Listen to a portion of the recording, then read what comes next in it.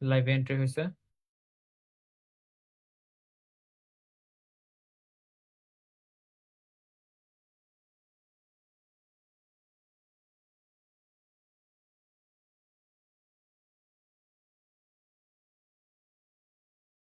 Approved.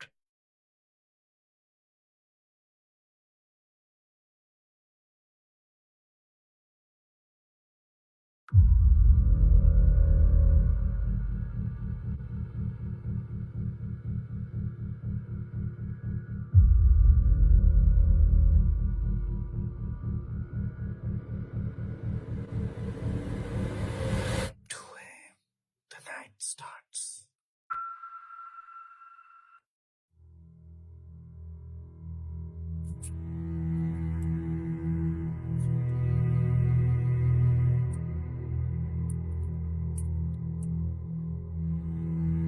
আবার ঘন কালো রাত, একটু আবছা শীতল পরিবেশ এবং অংশ কিছু ঘটনা নিয়ে আপনাদের মাঝে আমরা আবার উপস্থিত হয়েছি। সাথে আছে আমি সামির এবং আমাদের আজকের অতিথি। And welcome to our show 2am the night starts. আমাদের জীবনে এরকম অনেক ঘটনা ঘটে যেগুলো আসলে ব্যাখ্যা আমরা খুঁজে পাই না, এবং ব্যাখ্যাগুলো আসলে অজানাতেই রয়ে যায় এবং সেগুলো আমাদের আজও ভাবায়। এরকম ধরনের ঘটনা নিয়ে আমাদের show 2am the night starts. আপনাদের জীবনে যদি এরকম ধরনের ঘটনা ঘটে থাকে এবং আপনারা যদি কারো কাছ থেকে শুনে থাকেন, আপনারা যদি ইন্টারেস্টেড হন ঘটনাটি আমাদের শোতে এসে বলতে, অথবা আমরা যেন পড়ে শোনাই, আপনারা কাইন্ডলি আমাদের page www.facebook.com/2am the night starts এখানে আপনারা সরাসরি যোগাযোগ করতে পারেন। এবং আমাদের মেইল অ্যাড্রেসটি হচ্ছে 2am the night starts @gmail.com। এখানে আপনারা মেইল করতে পারেন রেকর্ড করে, অথবা অনেকভাবেই আপনারা পাঠাতে পারেন, লিখে পাঠাতে পারেন। এবং আপনারা কাইন্ডলি যারা যারা এখন শোটি শুনছেন, আপনারা কমেন্ট করতে থাকুন এবং বলতে থাকুন যে আপনারা আপনাদের নামটি লিখে আপনারা যেখান থেকে আসলে ঘটনা শুনছেন, যে ঢাকার বা বাংলাদেশের যে এরিয়া থেকে, সেটা কমেন্ট করুন এবং আপনাদের কেমন লাগছে সেটা আমাদেরকে জানান। তো আমি গেস্টের কাছে যাওয়ার আগে আমি একটা কথা বলে নিতে চাচ্ছি যে আপনারা, আপনাদের মধ্যে অনেকেই আছে বা আমাদের মধ্যে যারা অনেকেই আছে যারা আসলে আমরা ঘটনা পড়তে খুব পছন্দ করি। তো যারা আসলে ঘটনা পড়তে পছন্দ করেন, অর্থাৎ যারা মূলত পাঠক, আপনারা একটি গ্রুপ আছে হান্টেড এরিয়া বিডি, আপনি এই গ্রুপে জয়েন করতে পারেন। ফেসবুকে সার্চ দিলেই আসবে, অলমোস্ট 50K মেম্বার এবং খুবই ভালো একটি গ্রুপ। আপনাদের অনেক ভালো লাগবে, আপনারা কাইন্ডলি ভিজিট করবেন। তো যাই হোক, আমি দেরি না করি, বিকজ আজকের এপিসোডটা অনেক বেশি স্পেশাল। আজকের আমাদের গেস্ট হচ্ছে, উনি বেসিক্যালি কোনো গেস্ট না, বাট উনি হচ্ছে আমাদের একজন মেম্বার, এবং ভাইয়ের সাথে আমার খুব রিসেন্টলি পরিচয়। অ্যান্ড লাইক ভাই আসলে যেসব ঘটনা বললো তার সাথে ঘটে গিয়েছে, এবং তিনি এগুলো নিয়ে অনেক বেশি উৎসুক একজন মানুষ। তো ভাই, আপনার নামটা আসলে আমি না বলি, আপনি কাইন্ডলি আপনার নামটি বলে আপনি যদি আপনার ব্যাপারে একটু আগে বলতেন ঘটনা বলার আগে। আসসালামু আলাইকুম সামির ভাই, আমার নাম হচ্ছে মোহাম্মদ ইলো ইকরাম আলী। আর থাকছি জি ভাই। হচ্ছে গিয়ে মিরপুর 11 নম্বর, কালশি রোডের সাথে। তো পেশাগতভাবে বর্তমানে আমি বিজনেস করছি।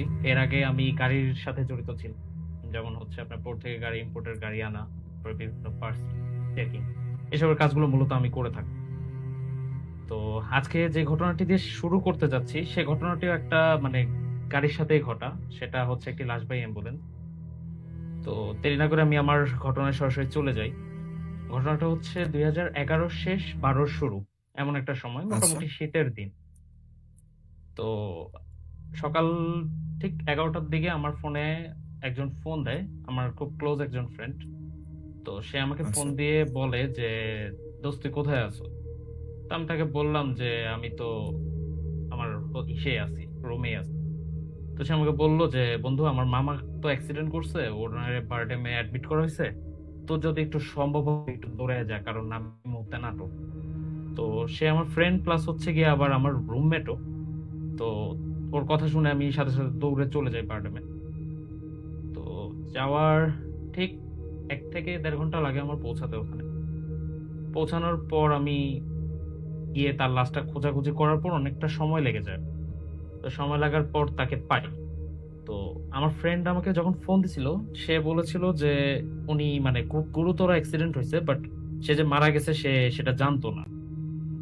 তো আমি যাওয়ার পর আমার ফ্রেন্ডকে ফোন দিছি, তো ফোন দিয়ে বললাম যে বন্ধু, তোমার মামার কন্ডিশন তো ভালো না খুব একটা, তুমি যদি সম্ভব হয় তোমার ফ্যামিলি মেম্বারদের নিয়ে ঢাকায় চলে আসো।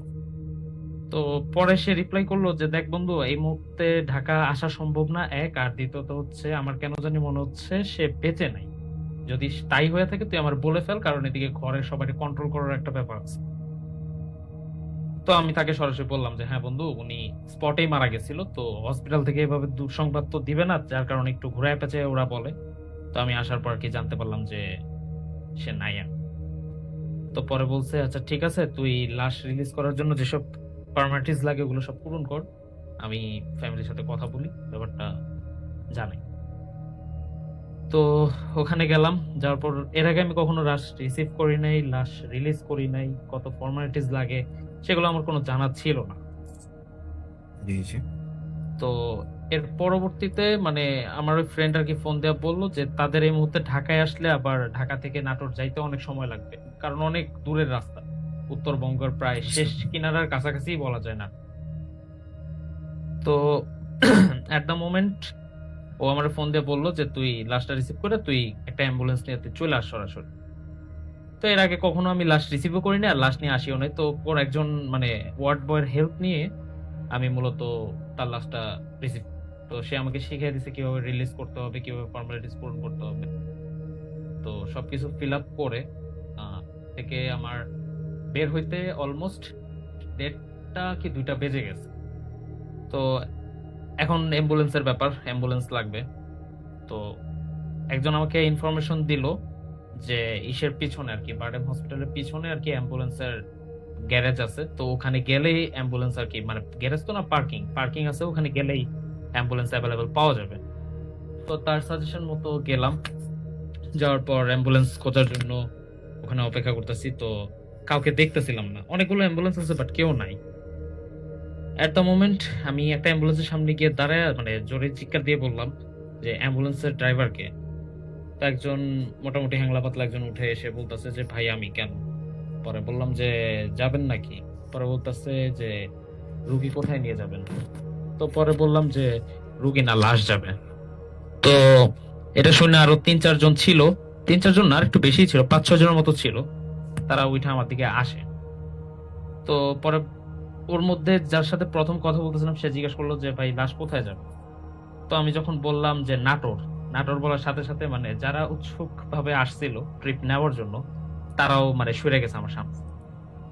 তারপরে হচ্ছে গিয়ে ওই জিন যার সাথে কথা বলতেছিলাম তিনিও আমাকে স্ট্রেট ফরওয়ার্ড বলছে যে না ভাই, ঢাকার বাইরে গাড়ি নিয়ে যাওয়া পসিবল না, মালিকের মানা আছে। এটা তো তখন আসলে রাত কটা, মানে কটা বাজতেছিল? রাত না, তখন দুপুরের পরপরই ছিল, 1:30 থেকে 2টা।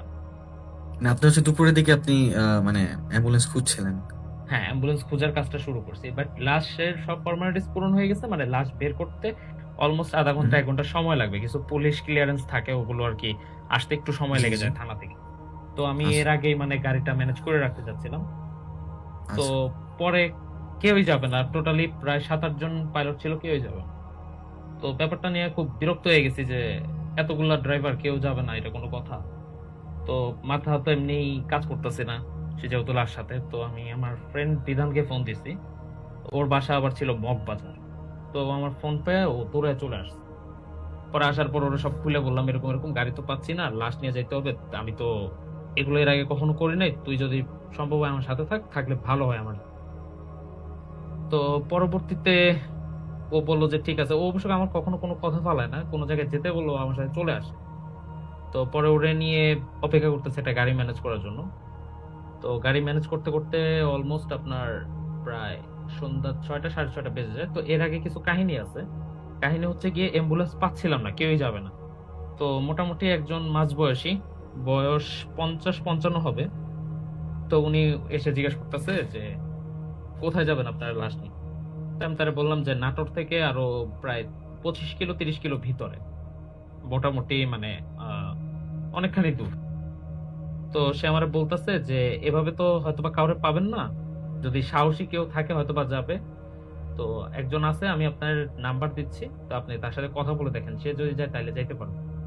তো আমি তারে বললাম যে নাম্বার দেওয়া লাগবে না, আপনি আমার ফোন থেকে ফোন দিয়ে আপনি কথা বলে একটু পারলে অ্যারেঞ্জ করে দেন। তো সে আমার ফোন নিয়ে ফোন দিল তাকে, ফোন দেওয়ার পর তাকে মানে বললো যে নাটোর যাবে কিনা। তো সে আর কি রিপ্লাই না করে তাকে বলছে যে আচ্ছা ওখানে বসতে বলেন, আমি আসতেছি 5 মিনিটের ভিতর। তো ওই ড্রাইভারের বাসা আবার খুব সম্ভবত বারডেমের আশেপাশেই ছিল, যেহেতু অ্যাম্বুলেন্সের ড্রাইভার। তো উনি এভারেজ 10 থেকে 15 মিনিটের ভিতরে চলে আসে, মানে একটা চার সিগারেট খাওয়ার গ্যাপের ভিতরে সে চলে আসে। তো আসার পর ওই লোকটাকে ফোন দিয়ে ওনার থেকে আমার নাম্বার নেয়, তো নাম্বার নিয়ে আমার কাছে আসে। তো আসার পরে তার সাথে কথোপকথনে সে বলতেছে যে ভাই নাটোর যাব, তবে আমার কয়েকটা শর্ত আছে, শর্তগুলা মানতে হবে। তো কয়েকটা শর্তের মধ্যে শুধু একটা শর্ত শেয়ারেবল, সেটা আমি শেয়ার করতেছি, বাকিগুলো আমার দ্বারা শেয়ার করা সম্ভব না। তো সে আমাকে বলছে যে ভাড়া যেটা বলবো সেটা দিয়ে হয় যাবেন, আর না হলে না, কিন্তু ভাড়া কম রাখেন বা কম দিব এসব বলতে পারবেন না। তো আমি ভাবছি যে কত আর বলবে, হয়তো বা 8,000 ভাড়া, 10,000 বলবে বা 15,000-ই বলবে। তো সে বললো যে 25,000 টাকা ভাড়া তাকে দিতে হবে। তো এটা শুনে তো আমি থান্ডার্ড, যে একটা লাশ নিয়ে যাব, এর ভিতরে আবার সিন্ডিকেট চলতেছে। তো পরে আবার ওই দৌড়ায় ওয়ার্ড বয়ের কাছে গেছি, তো তারে বললাম যে ভাই আপনার পরিচিত কেউ থাকলে একটু ম্যানেজ করে দেন, এরকম ভাড়া বেশি যাচ্ছে। তো ওয়ার্ড বয় পরে বললো যে ভাই আমার তো পরিচিত কেউ নাই, তাছাড়া ভাড়া যেটা বলছে এর কমে কেউ যাবেও না, কারণ রাত হয়ে যাবে যাইতে যাইতে, রাস্তায় একটা রিক্সের ব্যাপার থাকে। তো হররেবল ব্যাপার আসলে ছোটবেলা থেকে ফেস করছি, বাট এই বিষয়টা নিয়ে আসলে হররেবল মানে আমার থিঙ্ক হচ্ছিল না। তো তারাও যেহেতু অনেক কিছু ফেস করে, এই কারণে তারাও মুখ ফুটে কখনো কিছু বলতে চায় না। তা এমন একটা মোমেন্টে সে আর কি বললো যে ঠিক আছে, ওকে ফাইন, তো ভাড়া যদি 25,000 হয় তাহলে আপনি আমার নাম্বারে একটা ফোন দিয়েন। তো আমিও পরে আমার ফ্রেন্ডের ফোন দিলাম যে বন্ধু এরকম এরকম অবস্থা, সবাই তো সিন্ডিকেট হয়ে রয়েছে, 25,000-এর নিচে কেউ আসবে না। পরে ওই ফ্রেন্ড বললো যে আচ্ছা ঠিক আছে, তুই 5 মিনিট অপেক্ষা কর, আমি আব্বার সাথে কথা বলে জানাচ্ছি। তো পরে ওর আব্বা ফোন দিল, ওর আব্বার সাথে কথা বলে তারপর আমরা ফোন দেওয়ার পর জানানোর পরে ওই গাড়িটা নিয়ে আমরা রওনা দিছি। তো লাশ বের করতে করতে 7টা, 7:30 বেজে গেছে, সন্ধ্যা। আর শীতের দিন একটু তাড়াতাড়ি সন্ধ্যা হয়ে যায়, 5টা 20-25-এর দিকে সন্ধ্যা হয়ে যায়। তো রওনা দিলাম, 8টা 8:30-এর দিকে গাড়িটা বের হয়েছে। তো আমার যতদূর মনে পড়ে আমার ইসে আসতে আসতে প্রায় রাত্রে 1টা কি 1:30 বেজে গেছে, বগুড়া পার হইতে আর কি। তো এমন একটা টাইমিং এ গাড়িটা মানে শর্ট একটা রাস্তা আছে, ওই রাস্তাটা ধরে, মানে গ্রামের রাস্তা আর কি, ওটা ধরে যাওয়ার প্ল্যান সে করে। তো আমি আবার এর ভিতরে গাড়ির ভিতরে আমি টায়ার্ড ছিলাম, সারাদিন দৌড়াদৌড়ি ছিল, এর আগের দিন এক্সাম ছিল, এক্সাম দিছি, তাই কারণে টায়ার্ড থাকার কারণে আমি গাড়ির ভিতরে ঘুমিয়ে গেছি। তো পরে হঠাৎ করে মানে যখন আমার মানে এইটা ঘুমটা ভাঙে, তখন দেখি যে আমার বাম পাশে আমার ফ্রেন্ড বসা ছিল বিধান। তো ও গাড়িতে নাই, গাড়ির ড্রাইভারও সামনে নাই, মানে ড্রাইভারের সাথে হেল্পারও নাই, আমরা টোটাল গাড়িতে 4 জন ছিলাম। একটা মোমেন্ট যখন মানে ভালো মতন তাকাইলাম, আমার ফ্রেন্ড বিধান দৌড়ে আইসা আমারে টান দিয়া উঠায় বলতেছে যে তুই ঘুমাইতেছিস মরার মতো, এখান দিয়া তো দুনিয়া উল্টে যেতেছে। পরে আমি বললাম যে কি হইছে? পরে বলতেছে যে গাড়ি থেকে তাড়াতাড়ি নাম। তো নামার সাথে সাথে গাড়ি দেখলাম যে হেডলাইট জ্বলতেছে। ড্রাইভার আমারে মানে খুব গালাগালি করে বলতেছে যে লাশ গোসল না করে আপনি লাশ নিয়ে রওনা দিলেন কেন? পরে বললাম যে লাশ গোসল তো একবার বাড়িতে গিয়ে করাবে, যেহেতু অ্যাক্সিডেন্টের লাশ, এগুলো তো আর আমরা গোসল করাতে পারবো না। পরে বলতেছে যে আচ্ছা। আপনি একটা জিনিসের জন্য বিপদ, এখন সবার কান্দে, সবাই এমন আছে, মরা লাগতে পারে। তো পরে বললাম কি সে ঘটনা বুঝে এখন। পরে বলতেছে যে একবার সামনে সোজা দিকে তাকান। প্রায় 25 থেকে 30 হাত সামনে আহ কিছু মানুষ দেখা গেছে যারা 7 ফিট 8 ফিট করে লম্বা। আর তারা, তাদের চলাটা ছিল হচ্ছে গিয়ে বাচ্চারা যেভাবে হামাগুড়ি দিয়ে হাঁটে ঠিক সেভাবে। আর তাদের ফেসটা এত বেশি বিকৃত ছিল, যেটা মানে সাধারণ কোনো মানুষ যদি দেখে প্রচন্ড বেশি ভয় পাবে। এরকম চলতেছিল প্রায়, আমি ঘুমের মধ্যে ছিলাম 20 থেকে 25 মিনিট নাকি এরকম চলতেছিল। তো আমার ঘুম ভাঙার পরেও অলমোস্ট ফজরের আগ পর্যন্ত আমরা ওই জায়গায় আটকা ছিলাম। বিলিভ মি ভাই, একটা গাড়ি বলেন, একটা মানুষ বলেন, ওই রাস্তাতে কেউ ছিল না ফজরের আগ পর্যন্ত, মানে লাস্ট আপনি পর্যন্ত। আসলে যা দেখেছেন আর হুম, কি, যে সামনে দিয়ে আর কি অনেক লম্বা লম্বা মানুষ যারা আর কি হামাগুড়ি দিচ্ছিল, তো হুম। তারা আসলে ফজরের এক পর্যন্তই ছিল, বা তারা আসলে কয়জন ফজরের আগ ছিল? একাধিক, আমি সর্বোচ্চ মানে এরা হাঁটতেছিল, তারা কিন্তু আমাদের দিকে আসতেছিল না, তারা রাস্তাটা ব্লক করেছিল, তারা আমাদেরকে যেতে দিচ্ছিল না। তো আচ্ছা ওখানে আচ্ছা। আমি সর্বোচ্চ যে কয়জন দেখছি 5 জনের মতো ছিল। মানে নিজেদের মধ্যে আর কি, আমরা যখন গোল করে বা একটা মানে হ্যাঁ, ওরকম হামাগুড়ি করে দিয়ে দাঁড়িয়েছিল। রাউন্ড করে করে, মানে আমি একটা শেপ বলি, সেটা হচ্ছে বাঘ যেভাবে দুইটা বাঘ একসাথে হাঁটলে একজন আরেকজনকে ক্রস করে, ওরাও ঠিক ওভাবে চলতেছিল। ও না আচ্ছা আচ্ছা, আমাদের মানে দিকে ক্রস আসতেছিল, সিস্টেমে। না ওই জায়গাটা ক্রস করতেছিল। একটা পর্যায়ে যখন ফজরের আজান পড়বে তার কিছুক্ষণ আগে তারা আগানো শুরু করছে আমাদের দিকে। ওই সময়কে আমাদের গাড়ির যে ড্রাইভার ছিল, সে সরাসরি নেমে গিয়ে ওই গাড়ির যে আপনার ড্রাইভিং সিটের নিচে একটা হুক থাকে, হুকটা টান দিলে আপনার অয়েল ট্যাঙ্কের যে মুখটা মুখটা খুলে যায়। ওই মুখটা খুলে ওনার গাড়ির মধ্যে একটা প্যাচ ছিল, প্রায় 1.5 হাতের সমান একটা প্যাচ ছিল। ওটার মধ্যে একটা মানে কাপড় হুম। পেঁচে, মানে গাড়ির গামছা থাকে তো ওই গামছাটা পেঁচে ওই পাইপ দিয়ে মানে ইসে দিয়ে আপনার নামায় দিছে, নামায় ওটা ভিজায় ফেলছে তেল দিয়ে। তারপর ওটার মধ্যে আগুন ধরায় দিয়ে ওইটা ধইরা অনেকক্ষণ দাঁড়ায় ছিলাম। প্রায় আমরা ঘন্টাখানেক ওটা ধরে পার হইছে।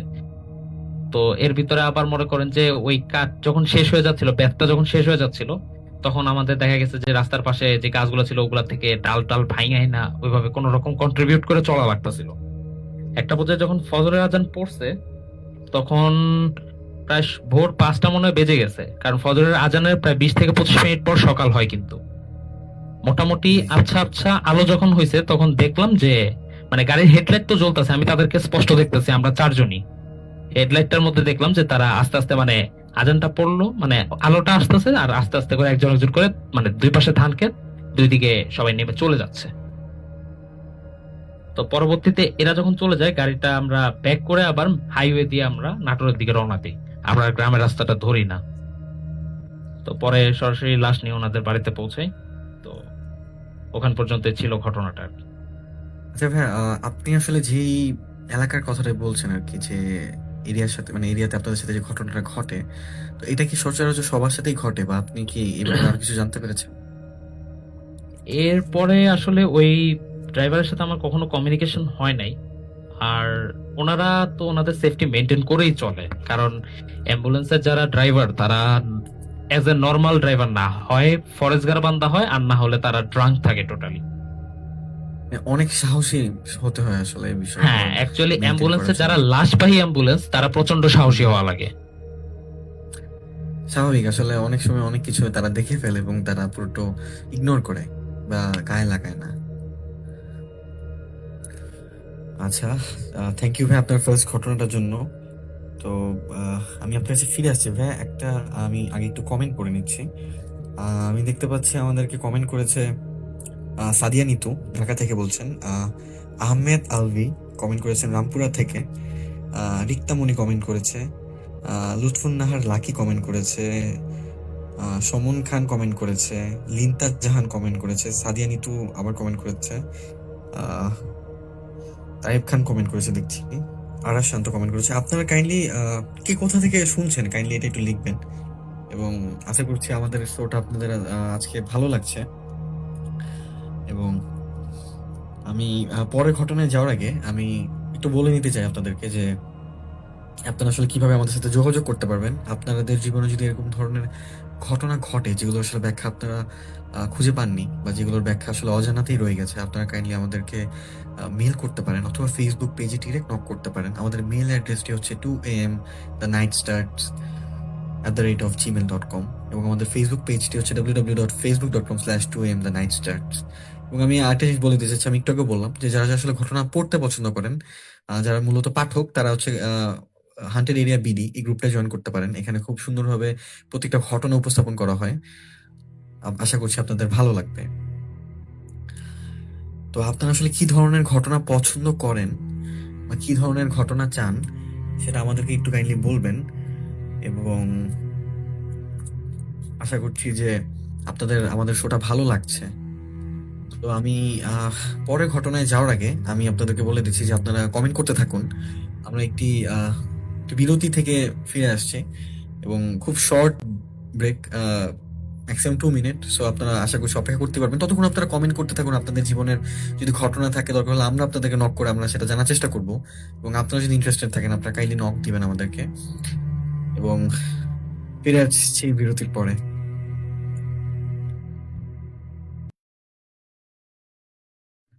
ভয় জগতে প্রবেশ করার জন্য প্রস্তুত তো? রাস্তাটা আমার চেনা, কিন্তু বারবার কেন জানি ঘুরে আমরা একই জায়গায় চলে আসছিলাম। প্রতিদিন রাতে ঠিক আপনার 3টা 2টার দিকে রাত আমি মানুষের হাঁটার আওয়াজ পাই, লাইক আপনার ছাদের উপর কেউ হাঁটলে যে আওয়াজ হয় না, এরকম আওয়াজ পাই। ঘটনাটির 2 সপ্তাহ আগে থেকে আমার রুমটি কেমন আতরের গন্ধে ভরে যেত। রাত 3টা বাজে বারান্দা থেকে রুমে কে জানি নক করছিল।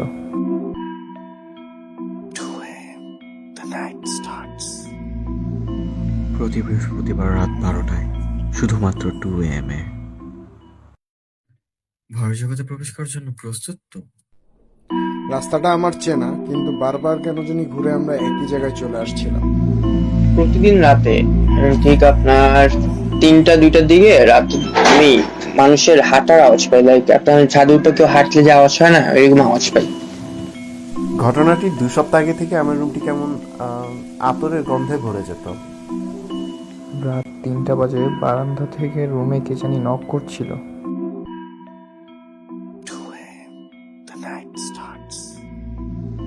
প্রতি বৃহস্পতিবার রাত 12টায়, শুধুমাত্র 2 AM এ। ভয়ের জগতে প্রবেশ করার জন্য প্রস্তুত তো? রাস্তাটা আমার চেনা, কিন্তু বারবার কেন জানি ঘুরে আমরা একই জায়গায় চলে আসছিলাম। প্রতিদিন রাতে ঠিক আপনার 3টা 2টার দিকে রাত আমি মানুষের হাঁটার আওয়াজ পাই, লাইক আপনার ছাদের উপর কেউ হাঁটলে যে আওয়াজ হয় না, এরকম আওয়াজ পাই। ঘটনাটির 2 সপ্তাহ আগে থেকে আমার রুমটি কেমন আতরের গন্ধে ভরে যেত। রাত 3টা বাজে বারান্দা থেকে রুমে কে জানি নক করছিল।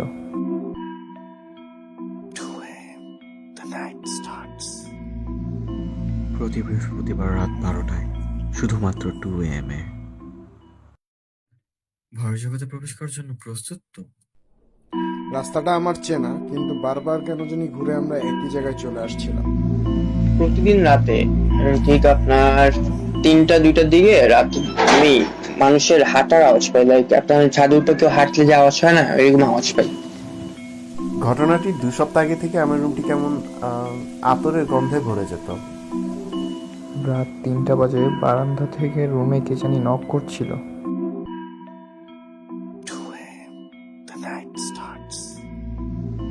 প্রতি বৃহস্পতিবার রাত 12টায়, শুধুমাত্র 2 AM এ। ভয়ের জগতে প্রবেশ করার জন্য প্রস্তুত তো? রাস্তাটা আমার চেনা, কিন্তু বারবার কেন জানি ঘুরে আমরা একই জায়গায় চলে আসছিলাম। প্রতিদিন রাতে ঠিক আপনার 3টা 2টার দিকে রাত আমি মানুষের হাঁটার আওয়াজ পাই, লাইক আপনার ছাদের উপর কেউ হাঁটলে যে আওয়াজ হয় না, এরকম আওয়াজ পাই। ঘটনাটির 2 সপ্তাহ আগে থেকে আমার রুমটি কেমন আতরের গন্ধে ভরে যেত। রাত 3টা বাজে বারান্দা থেকে রুমে কে জানি নক করছিল।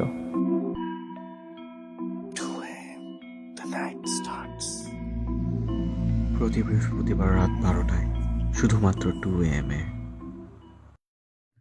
ভয়ের জগতে প্রবেশ করার জন্য প্রস্তুত তো? রাস্তাটা আমার চেনা, কিন্তু বারবার কেন জানি ঘুরে আমরা একই জায়গায় চলে আসছিলাম।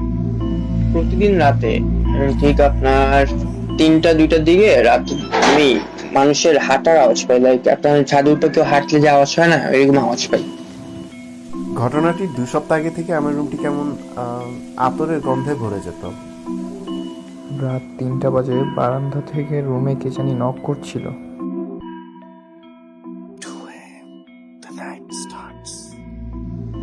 প্রতি বৃহস্পতিবার রাত 12টায়, শুধুমাত্র 2 AM এ। ভয়ের জগতে প্রবেশ করার জন্য প্রস্তুত তো? রাস্তাটা আমার চেনা, কিন্তু বারবার কেন জানি ঘুরে আমরা একই জায়গায় চলে আসছিলাম। প্রতিদিন রাতে ঠিক আপনার 3টা 2টার দিকে রাত আমি মানুষের হাঁটার আওয়াজ পাই, লাইক আপনার ছাদের উপর কেউ হাঁটলে যে আওয়াজ হয় না, এরকম আওয়াজ পাই। ঘটনাটির 2 সপ্তাহ আগে থেকে আমার রুমটি কেমন আতরের গন্ধে ভরে যেত। রাত 3টা বাজে বারান্দা থেকে রুমে কে জানি নক করছিল।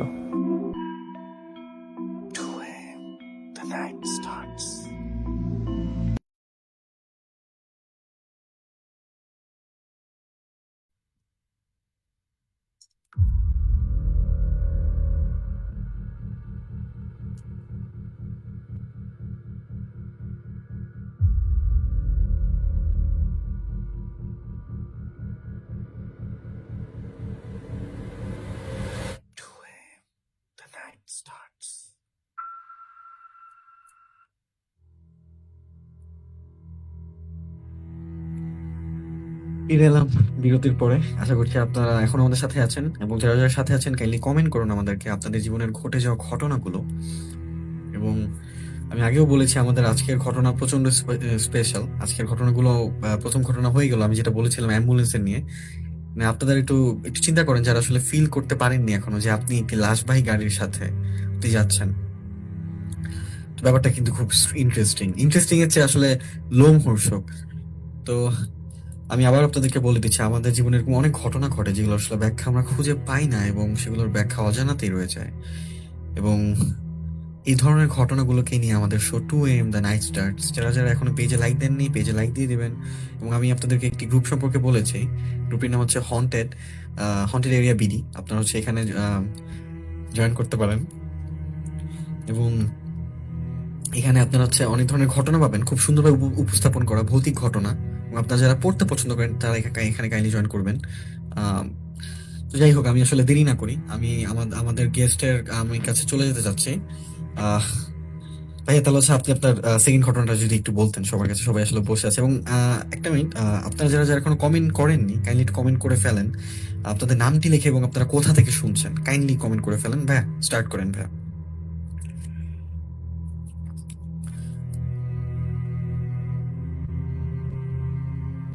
জি ভাই, আপনি আপনার ঘটনাটি শুরু করেন ভাইয়া।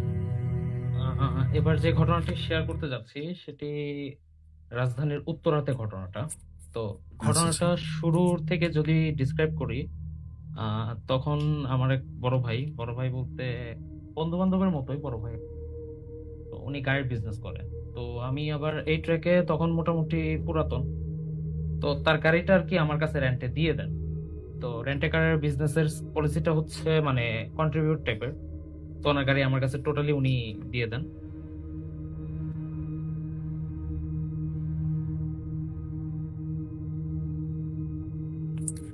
জি ভাইয়া, আপনাকে আমরা শুনতে পাচ্ছি না। আপনার কোনো একটি কারণে হয়তো মিউট হয়ে গিয়েছে, বা আপনার কথা আমরা শুনতে পাচ্ছি না কোনো একটি সমস্যার কারণে। যারা যারা শুনছেন আমরা অত্যন্ত দুঃখিত। আমাদের গেস্ট নিলয় ভাই তার হচ্ছে একটু টেকনিক্যাল সমস্যা হচ্ছে। তা আমি আপনাদেরকে একটু রিমাইন্ড করে দিই আপনাদের আসলে আপনারা কিভাবে আসলে আপনাদের ঘটনাগুলো আমাদের কাছে পাঠাবেন। আমাদের মেইল অ্যাড্রেসটি হচ্ছে 2am the night starts @gmail.com। এখানে আপনারা আপনাদের ঘটনাগুলো লিখে পাঠাতে পারেন, অথবা রেকর্ড করে পাঠাতে পারেন, অথবা যারা ঘটনা সরাসরি বলতে চান কাইন্ডলি আমাদের পেজে নক করলেই হবে। এছাড়া আমি আমি দেখতে যাচ্ছি যে আপনারা কে কে কমেন্ট করেছেন। আমি যে কমেন্টগুলো একটু পড়তে যাচ্ছি। আপনারা যারা যারা এখনো কমেন্ট করেননি কাইন্ডলি কমেন্ট করে ফেলুন। আমি কমেন্ট পড়ার চেষ্টা করছি।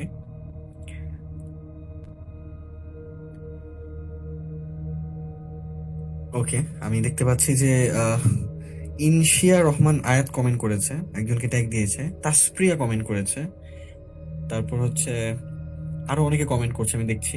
তাসপ্রিয়া লিখেছে ফেনী থেকে শুনছি, যা খুব ভালো লাগলো শুনে, ফেনী থেকে শুনছেন। আম, রায়হান অনফ্রয় লিখেছেন শুনবো না ভাই, শুনলে তো হবে না ভাই, শুনতে হবে। এবং তাসনিম সাজফা কমেন্ট করেছে, দেখলাম কাউকে একজনকে ট্যাগ করেছে। তো আপনারা যারা যারা এখনো কমেন্ট করেননি কাইন্ডলি কমেন্ট করতে থাকুন, আমি কমেন্টগুলো পড়ছি।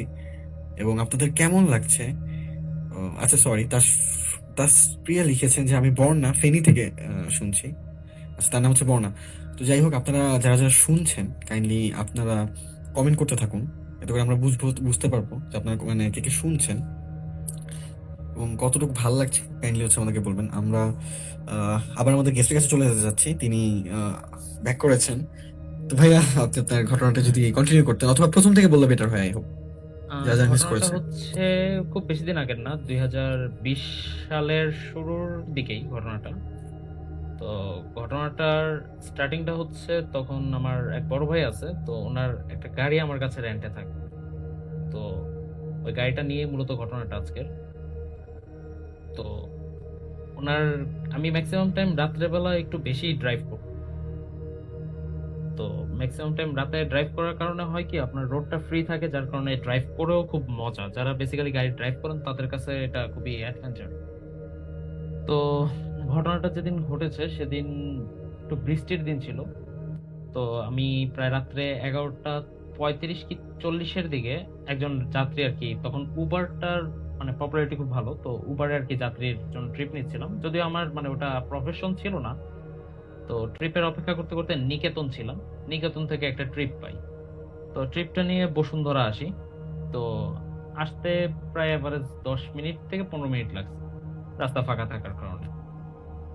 তো বসুন্ধরা ইন করার পর মানে আমার কেন জানি মানে খুব একটা ভালো লাগতেছিল না, বিধায় আমি চিন্তা করলাম যে আজকে আর মানে গাড়ি চালাবো না, বাসায় চলে যাই, যেহেতু মোটামুটি একটা ব্রিজটা একটা ঠান্ডা ঠান্ডা ভাব।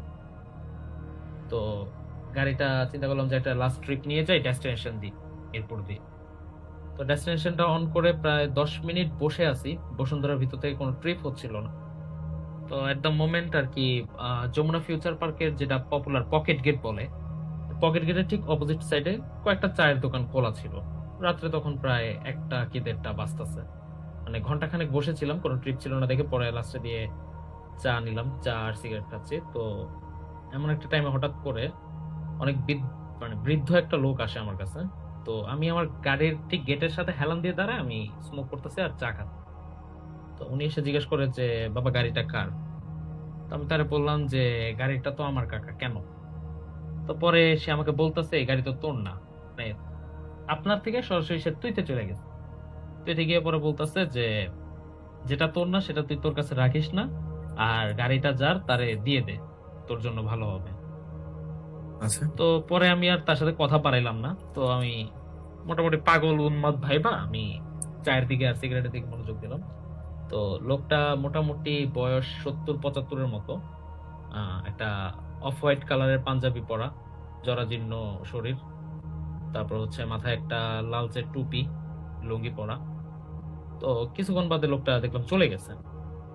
আচ্ছা। তো যাওয়ার পর ওই চাল আর কাপ দিতে আর বিল দিতে আমি তার কাছে যাওয়ার পর তারা জিজ্ঞেস করলাম যে মামা এখান থেকে যে একটা মানে বুড়া লোক দাঁড়ায় ছিল, আপনি কি তারা দেখছেন? পরে সে আমাকে বলতাছে যে কোন বুড়ো লোক? পরে বললাম যে এই যে এখান দিয়ে একটু আগে দাঁড়ায় ছিল। তো উনি বলতাছে যে না আমি এখানে এরকম কাউকে দেখিনি। তো আমার গাড়িটার ঠিক 2 থেকে 3 হাত পিছনে আবার একটা ট্রাক দাঁড়ায় ছিল, ওই ট্রাকের যে হেল্পার ড্রাইভার তারাও আর কি চা সিগারেট খাইতেছিল। তো হেল্পারটা আবার আমার বলতেছে হ্যাঁ ভাই আমি দেখছি। তো সে যখন বলছে আমি দেখছি তখন আমি শিওর হইলাম যে ঠিক আছে, এটা কোনো প্রবলেম, এটা কোনো ইস্যুজই না। তো হঠাৎ করে মানে বিলটা দেওয়ার সাথে সাথে আমার একটা কল ঢুকলো। তো ওই যাত্রীটা যাবে হচ্ছে আপনার উত্তরা 10 নম্বর সেক্টর। তো আচ্ছা। যাত্রীটা হচ্ছে গিয়ে আপনার নতুন বাজার থেকে উঠবে। তো বেসিক্যালি আমার বসুন্ধরা গেট দিয়ে বের হয়ে, সরি নতুন বাজার না, নর্দা থেকে আর কি উঠবে। তো বসুন্ধরা গেট থেকে বের হয়ে হাতের বাম দিক দিয়ে গিয়ে মানে নতুন বাজার হয়ে ইউটার্ন নিয়ে নর্দা আসতে হবে। তো গাড়ি স্টার্ট দিয়ে যখন বসুন্ধরা গেটের নিয়ারেবল চলে আসছি, দেখলাম রোড পুরো ক্লিয়ার, কোনো গাড়ি নেই। তো আমি আমার ব্যাক মিররে তাকাই, গাড়ির ভিতরে যে মানে পিছনে লুকিং গ্লাসটা থাকে ওই লুকিং গ্লাসের দিকে হঠাৎ করে চোখ পড়ার সাথে সাথে দেখলাম একটা মেয়ে ঠিক গাড়ির মাঝামাঝি বসা, পুরা লম্বা একটা ঘোমটা, আর ঘোমটার ভিতর থেকে 2 কাঁধ বায়া মানে ঘন কালো চুল। দেখে সাথে সাথে আমি গাড়িটা ব্রেক করলাম, ব্রেক করার সাথে সাথে ঠিক 3 থেকে 4 আঙ্গুল দূরত্বে একটা ট্রাক ক্রস করলো আমার সাথে সাথে। আমি আবার গ্লাসের দিকে তাকালাম, দেখি যে পিছনে কেউ নাই। তো পিছনে কেউ আমি নাই? ভাবলাম আসলে কেউ নাই, মানে টোটালি কেউ নাই, বাট আমি দেখছি এটা আমি কনফার্ম। তো আচ্ছা। যেহেতু মানে আগে থেকে আমি এগুলো মোটামুটি এক্সপিরিয়েন্স করে অভ্যস্ত হয়ে গেছি, তো আমি এটারে হালকা ভাবেই নিলাম। তো নেওয়ার সাথে সাথে চিন্তা করলাম যে এখান থেকে বের হয়ে যাওয়াটাই উত্তম। তো পরে বের হলাম, বের হয়ে নতুন বাজারের কাছাকাছি আসছি, এখান দিয়ে আবার ইউটার্ন নিতে হবে আমার। তো ইউটার্নের জন্য বসে আছি, দেখলাম যে রাস্তা এখানেও ক্লিয়ার। তো যেই কেবল গাড়িতে এক্সেলারেটরে পাড়া দিছি সাথে সাথে লুকিং গ্লাসে আবার কেন জানি চোখ গেল, চোখ যাওয়ার সাথে সাথে দেখি সে ঠিক আবার ওইখানে বসা, সেম ক্যাটাগরিতে বসা, সেম ভাবে বসা, কোনো মানে ভুল নাই।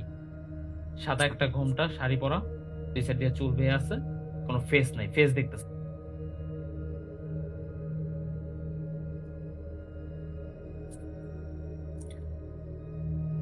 ভাই আপনার ভয়েস আমরা শুনতে পাচ্ছি না, আবার একটি সমস্যা হয়েছে আই গেস। আমি আরেকবার একটু কমেন্ট গুলো চেক করতে চাই, ভাইয়া ব্যাক করতে করতে। আমি দেখতে পাচ্ছি অনেকেই শুনছেন আমাদেরকে। রূপা খান কমেন্ট করেছে যে আহ, আচ্ছা ফাহিমা হারুন কমেন্ট করেছে যে সেভ করে রাখেন, সকালে উঠে শুনবো। আচ্ছা, মানে সেভটা তো আসলে আপনি করবেন, সেভটা আসলে আমরা করবো না। আহ, কং মিং লিখেছে যে ভুল করে ঘুমাতে চলে গিয়েছিলাম এবং মনে হতেই ঘুম বাদ দিয়ে চলে আসছে। Thank you so much. Opi Amin খুব হেল্প করছে আমাদের, থ্যাংক ইউ ভাইয়া।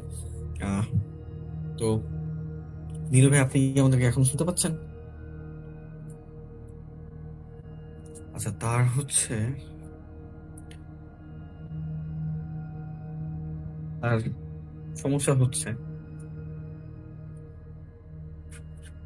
আমি আপনাদেরকে একটু বলে দিই আসলে যারা যারা আমি কিছু ইনফরমেশন দিতে চাই যে যারা যারা এখন আসলে যে রুমের মধ্যে শুয়ে আছেন এবং রুমের মধ্যে আপনার রুমের মধ্যে আয়না, তো আমি এটা সবসময় বলি, তো আয়না কিন্তু বেসিকলি জিনদের আসা যাওয়ার একটা, ওদের ডাইমেনশন থেকে আমাদের ডাইমেনশনে মুভ করার একটা লাইক মেইন ওয়ে বলতে পারেন। যে হয়তো বা আপনার রুমে একটি জিন থাকতেই পারে, অথবা আপনার আয়না দিয়ে তাদের যাতায়াত। তো ব্যাপারটা কেমন, যতক্ষণ না আপনি কিছু দেখবেন ততক্ষণ না আপনি কিছু ফিল করবেন না। এবং আমরা চাই যে আপনাদের সাথে কিছু হোক, কারণ না হলে তো আসলে আমরা ঘটনা পাবো না। এবং যারা যারা শুনছেন, যাদের ভালো লাগছে, কাইন্ডলি আমাদের জানাবেন এবং আমাদের শো এর কি কি চেঞ্জেস করা উচিত বা কি কি করলে একটু বেটার হয়, আপনারা কাইন্ডলি আমাদেরকে জানাবেন। তো আহ, আমরা আর কি নীরবের অপেক্ষায় আছি যে তিনি ব্যাক করবে আই গেস।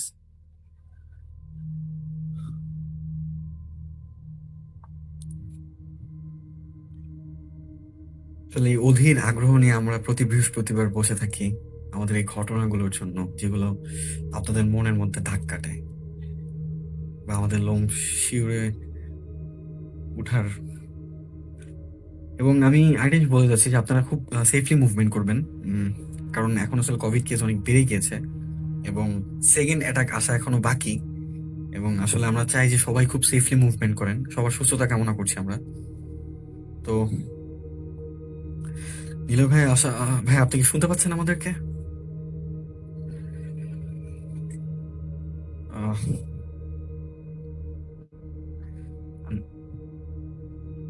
আনফরচুনেটলি তিনি শুনতে পাচ্ছে না, অর্থাৎ তার হচ্ছে একটু যান্ত্রিক যোগাযোগ সমস্যা হয়েছে, টেকনিক্যাল ইস্যু প্রবলেম।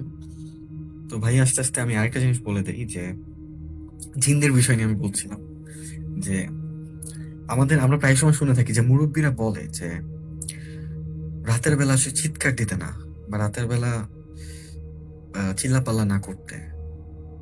কারণ একটাই, কারণ হচ্ছে রাতের বেলা পুরো সব এরিয়া নিস্তব্ধ থাকে এবং সেই নীরবতার মাঝখানে আপনি যদি চিৎকার করেন, আপনি অনেকের অ্যাটেনশনে এসে পড়বেন। আমি মূলত জিনদের কথা বলছি, তাদের রাতের বেলা আসলে তারা ঘোরাফেরা করে এবং তারা এরকম মুভমেন্ট করার সময় যখন দেখে যে কেউ চিল্লাপাল্লা করছে, তখন হয়তো তারা সেখানে যায়, হয়তোবা ক্ষতি করে না, আবার ক্ষতি করে। এবং সত্যি কথা বলতে এটা আমাদের কোরআন শরীফে লেখা আছে যে আপনি যদি আয়াতুল কুরসি পড়েন তাহলে আপনার কোনো রকম ক্ষতি কোনোভাবে সম্ভব না, আপনি সেফলি থাকতে পারবেন। তো আপনার যদি এই ধরনের কোনো রকম প্রবলেম ফেস করেন, আপনার সাথে সাথে আয়াতুল কুরসি পড়বেন বা যতটুকু সূরা পারেন পড়বেন, নিজেদের সেফটিটা আগে। কারণ এরকম আমরা অনেক ঘটনা শুনেছি যে জিনরা অনেকের জীবন মানে বাঁচাটা আসলে কষ্ট করে দিয়েছে। তো ভাইয়ের কথা আমরা শুনতে পাচ্ছি না এখনো, তিনি কোনো একটি সমস্যা হয়েছে, তার ভয়েস আমরা কোনোভাবেই পাচ্ছি না। তো যাই হোক, আমি একটি ঘটনায় চলে যাই, আমি ছোট্ট একটি ঘটনা বলতে চাচ্ছি। হ্যালো। জি ভাই, আপনার হ্যালো। আচ্ছা, আমি ঘটনায় নাজির ভাই এসে পড়েছেন। ভাই আসলে আমি বুঝতে পারছি আপনার প্রবলেম হচ্ছে, কোনো সমস্যা নেই, আপনি আসলে সেখান থেকে কন্টিনিউ করেন। হ্যালো। জি ভাই, আমরা শুনতে পাচ্ছি ক্লিয়ারলি।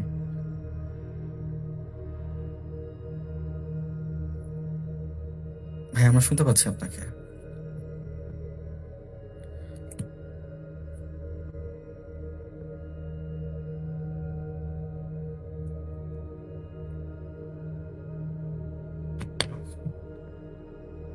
ভাই হ্যাঁ, আমরা আপনাকে শুনতে পাচ্ছি, আপনার ভয়েস আমরা শুনতে পাচ্ছি।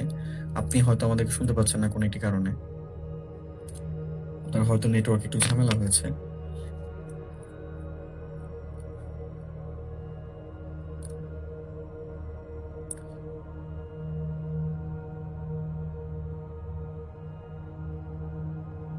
আচ্ছা, আমি আপনাদের অপেক্ষা না করে আমি ঘটনা বলি একটি।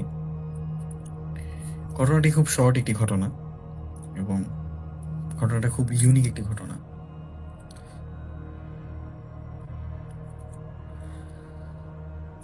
ঘটনাটি আসলে যার কাছ থেকে শুনেছি তার নাম আমি আসলে মেনশন না করি। ঘটনাটি হচ্ছে ঢাকার একটি ঘটনা এবং তিনি ঢাকার একটি মানে প্রচলিত একটা ঘটনা আপনারা বলতেই পারেন যে অনেকেই সেখানে অনেক কিছু দেখে, অনেক কিছু ফিল করে এবং সেই সেখানকার একটি ঘটনা হচ্ছে উত্তরা হাইওয়ের এয়ারপোর্ট রোড আসলে আমরা যেটাকে বলি, এটাকে নিয়ে অনেক রকম ঘটনা আমরা শুনতে পাই।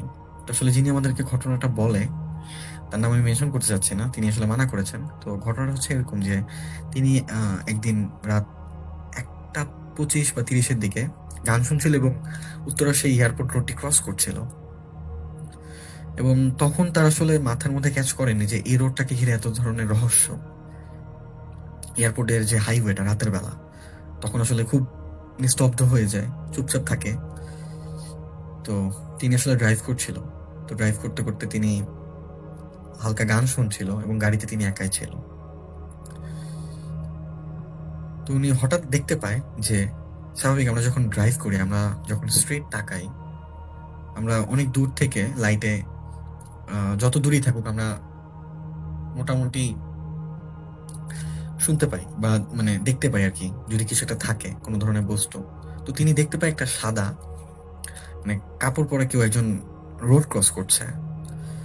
তো তিনি তখন আসলে তার মনের মধ্যে একটু দাগ কাটে যে বিষয়টা তো এত রাতের বেলা, তো এরকম অনেক শুনেছে উত্তরা রোডে, আজকে প্রথম হয়তো তিনি দেখবেন। তিনি তখনও শিওর না যে এটা কি মানুষ নাকি কিছু না এবং তিনি স্পিড কমিয়ে দেয় এবং স্পিড কমিয়ে তিনি যখন ক্রস করতে চায় তো তখন আসলে দেখে যে বৃদ্ধ মহিলাটা, উনি আসলে খেয়াল করে যে এটা একটি বৃদ্ধ মহিলা এবং সে ঘুরে তার দিকে একদম তাকিয়ে আছে। তো তিনি প্রচন্ড ভয় পায় কারণ তিনি তার আসলে করার মতো কিছু থাকে না। তো তিনি গাড়িটা স্টপ করে ফেলে, ব্রেকে পাড়া দিয়ে গাড়িটা থামিয়ে ফেলে এবং আশেপাশে তিনি কোনো গাড়িও দেখতে পায় না যে তার একটু ভয়টা কমবে বা অন্য কারো সাহায্য পাবে। স্বাভাবিক এত রাতের বেলা আমরা সচরাচর ট্রাক ছাড়া তেমন কোনো ভেহিকেল দেখি না।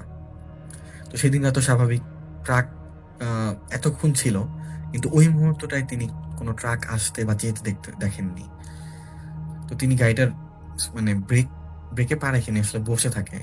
উনি দেখে যে বৃদ্ধ মহিলাটা মুভমেন্ট করছে কিন্তু ওনার সামনে থেকে যাচ্ছে না এবং একবার আর চোখে তাকায়, আবার সে যেদিকে রোড ক্রস করছিল সেদিকে আবার তাকায়। তো তিনি ভয় পাচ্ছিল কি করবে, তার মাথার মধ্যে কোনো রকম এই সময়গুলোতে আসলে মাথা কাজ করে না। তিনি কাউকে ফোন দিবে কি করবে, তিনি যতটুকু সূরা পারত ততটুকু পাঠ করছিল মনে মনে এবং বারবার ভুলে যাচ্ছিল। তার শরীর আসলে পুরোপুরি অবশ হয়ে গিয়েছিল। উনি কোনো রকম গাড়িটা ব্রেকে পা দিয়ে দাঁড়িয়ে আছে। একটা সময় উনি সাহস করে ভাবে যে এভাবে আসলে দাঁড়ায় থাকলে তো কিছু হবে না এবং আমরা প্রায় সময় এরকম ধরনের ঘটনা শুনে থাকি যে আসলে কোনো কিছু যদি এরকম রাস্তার মধ্যে বাধা দেয় কখনো সেগুলোর উপর দিয়ে ক্রস করতে হয় না, তাহলে অনেক ধরনের বিপদ ঘটে। এবং তিনি সূরা পড়তে পড়তে আল্লাহর নাম নিয়ে বিশ্বাস করে উনি গাড়ির দরজাটা খুলে এবং মহিলাটা কিন্তু গত 4 মিনিট যাবৎ একই জায়গায়, কিন্তু তিনি দেখতে পাচ্ছে যে তিনি রাস্তা ক্রস করছে, কিন্তু তিনি সেই মহিলাটি, বৃদ্ধ মহিলাটি ঠিক সেই জায়গায়। তার চুলগুলো পেকে গিয়েছিল, পরনে সাদা কাপড় একটু ময়লা। তো তিনি আসলে অনেক সাহস করে গাড়ি থেকে এক পা নামায় এবং তার পা কোনো রকম চলছিল না, তাও কষ্ট করে নিজের উপর বিশ্বাস রেখে, আল্লাহর উপর বিশ্বাস রেখে উনি আসলে নামে। তো গাড়ি থেকে নামতে বা উঠতে যতটুকু সময় লাগে, ন্যানো সেকেন্ডের গ্যাপ বা 1 সেকেন্ডের গ্যাপ, তো এই গ্যাপের মাঝখানে তিনি যখন গাড়ি থেকে নামে তখন উনি দেখে যে সামনে কিছু নেই, মুহূর্তের মধ্যে ভ্যানিশ, আশেপাশে কিছু নেই। তো তিনি এই ধাক্কাটা পার করে ওঠার আগেই হঠাৎ তিনি দেখতে পায় রাস্তার ওই পাশে একটি কালো বিড়াল তার দিকে তাকিয়ে আছে এবং বিড়ালটির চোখ জল করছে। এবং ব্যাপারটা খুবই অদ্ভুত যে একজন মহিলা, বৃদ্ধ মহিলা এত রাতের বেলা রোড ক্রস করছে এবং গাড়ি থেকে নামার সাথে সাথে সেই মহিলার কোনো অস্তিত্ব নেই, বা তিনি আশেপাশে কোথাও সেই মহিলাটাকে দেখতে পাচ্ছেন না। ঠিক এই সময়ে তিনি দেখতে পায় রাস্তার ওই পারে একটি কালো বিড়াল তার দিকে তাকিয়ে আছে এবং প্রচন্ড রাগ হয়ে মনে হচ্ছিল, কারণ আমরা স্ট্রিট লাইট আসলে যতটুকু দেখা যায়। তো উনি বিড়ালটি যখন দিকে তাকায় তখন বিড়ালটি আসলে তাকিয়ে থাকে তার দিকে এবং তিনি কি করবে বুঝতে পারছিল না। তিনি চিন্তা করে যে আমি কি গাড়িতে উঠবো না কি করবো, আমি কি কাউকে ফোন দিব। তখনকার খেলা যে ফোনটা উনি গাড়িতেই রেখে দিয়েছে।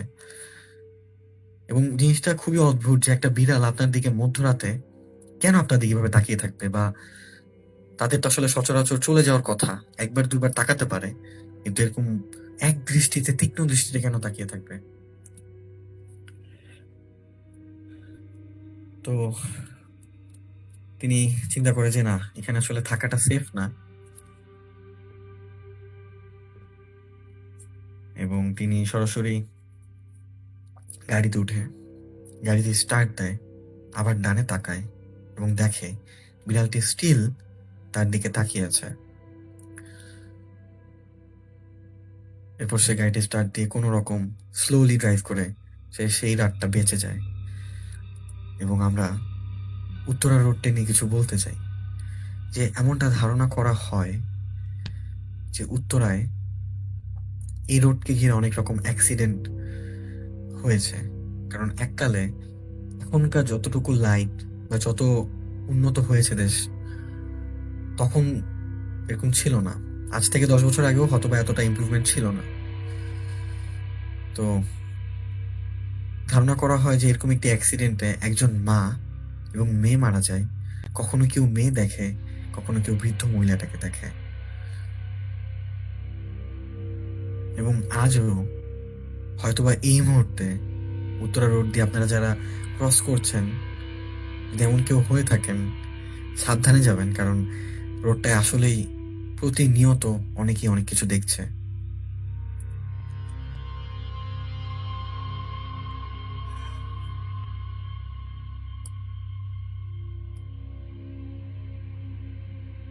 যাই হোক, আশা করছি আমাদের ঘটনাটা আপনাদের ভালো লেগেছে।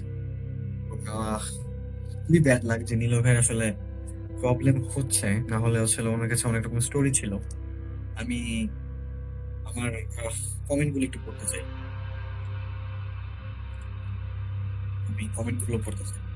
মেয়ের মাঝখানে বলে দিতে চাচ্ছি কিভাবে আপনারা আপনাদের ঘটনা বলবেন। আমাদের মেইল অ্যাড্রেসটি হচ্ছে 2am@thenightstarts@gmail.com। এখানে খুব সহজে আপনারা আপনাদের ঘটনা লিখে পাঠাতে পারেন অথবা রেকর্ড করে পাঠাতে পারেন, এবং অথবা আমাদের পেজে ডিরেক্ট নক দিতে পারেন। আমাদের স্ট্রিমার সে সবসময় অনলাইনে থাকে এবং সে সবসময় চেক করে।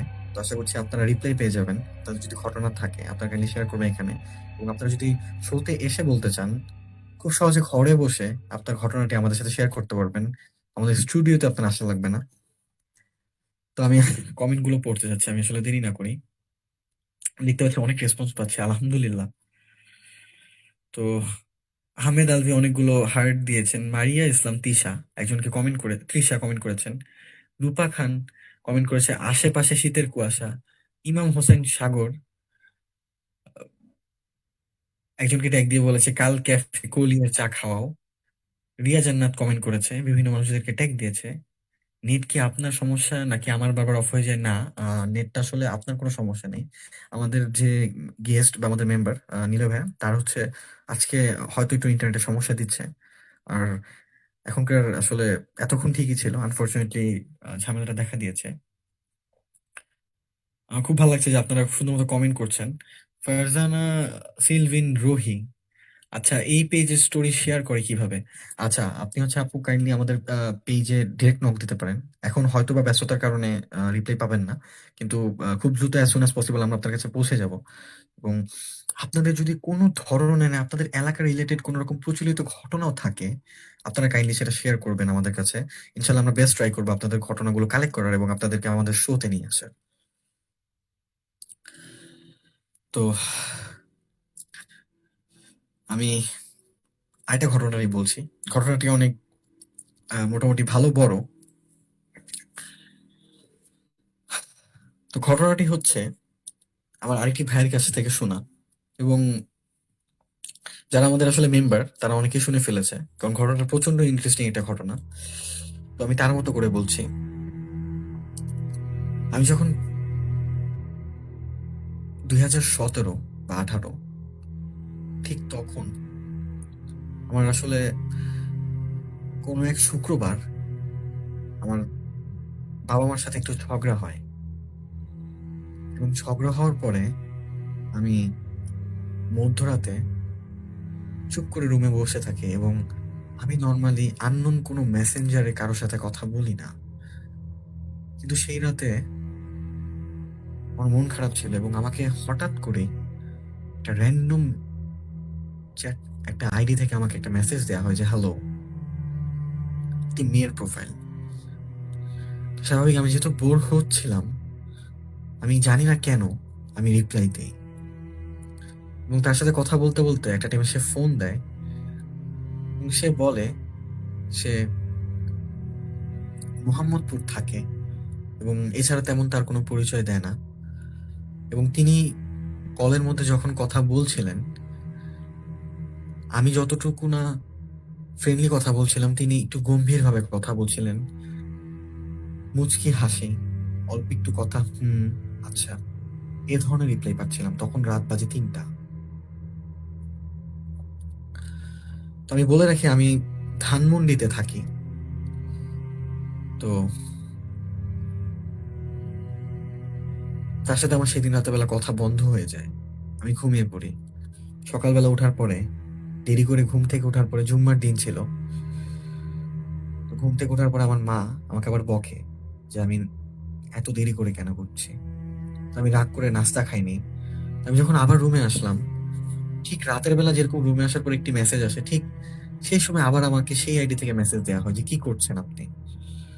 তো তখন আসলে আমার কথা বলার মতো মুড থাকে না, স্বাভাবিক আমি ঝগড়া করেছি। আমি রিপ্লাইতে যে ভাল লাগছে না, আমি বাসা থেকে বের হব, তুমি কি দেখা করবা? তো স্বাভাবিক আমরা একটা মানুষের সাথে গতকালকে রাতে পরিচয় হয়েছে, আজকে আমরা তার সাথে আসলে দেখা করাটা জানি না কতটুকু সঠিক, কিন্তু তিনি রাজি হয়ে গিয়েছিলেন এবং বলেছিলেন যে আমাকে তুমি লোকেশনটা বলো, আমি এসে পড়বো।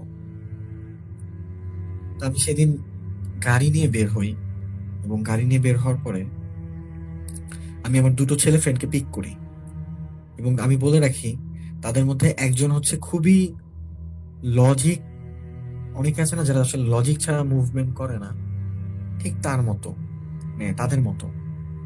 সেই ছেলেটা খুবই রিয়েলিস্টিক টাইপের ছিল, যে কখনো তার মধ্যে আবেগ আমি কখনো দেখিনি।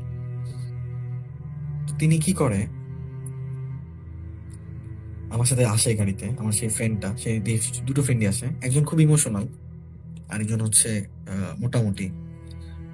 তা আমরা আসলে ধানমন্ডিতে যাই, এবং সেই মেয়েটা আসে, এবং আমি তাকে গাড়িতে পিক করি, এবং আমি বলে রাখি মেয়েটার চেহারা বিবরণ দিচ্ছি। মেয়েটার চেহারা সুইট, এবং মেয়েটার একটি সমস্যা হচ্ছে মেয়েটি কথা কম বলে এবং একটু মুচকি হাসে, এবং মেয়েটি সবসময় তার ঘাড়টা একটু বাঁকা করে রাখে এবং কথা খুবই কম বলে, একটু অন্যরকম হাসি দেয়।